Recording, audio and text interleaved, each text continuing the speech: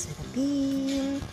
Pakuluan muna natin ang ating karne na pagsangkap sa ating lulutuing Bicol Express. Ayan. Habang kumukulo po yan, tinatagtad ko naman yung mga sangkap. Ngayon, painitin naman natin ang ating kawali at mantika. Lagyan na natin ang ating bawang, i-brown lang natin ng konti at isunod natin ang ating sibuyas. Ayan. Lalagyan din po natin ito ng tinatag na luya.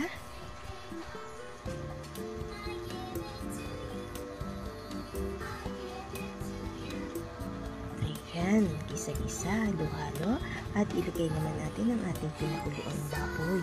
Yes po, pinakukuluan ko po ang baboy kapag nagluluto ako at tinatapon ko po yung pinagpakuluan. Sa ganun, para hindi makasama yung mga marurumi or mga residue ng karne.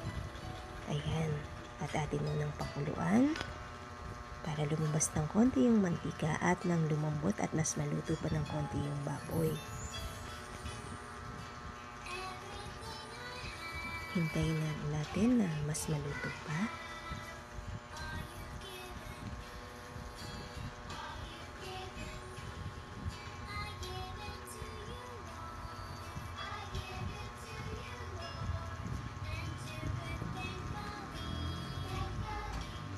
Ngayon naman ating halu-haluin ulit para magpantay yung luto nila. Takpan ulit natin at iwan. Ngayon, lagyan naman natin ng sangkap na pampalasa, paminta, asin, at konting magic. So, ayan. Ilagay na natin ang ating kakang gata. Hayaan natin siyang kumulo at mas maluto pa. At sa ganon, mas lumapot pa ang ating sabaw.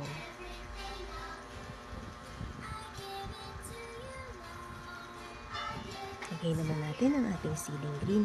Hindi po maanghang yung siling green, kaya nagdagdag po ako ng siling lapuyo para sa ganon, meron siyang kagat. Ayan. At habang iniiga natin, ngayon naman luto na, atin na siyang hahanguin. So, eto na. Sasali na natin at ayan. Lasap na naman natin.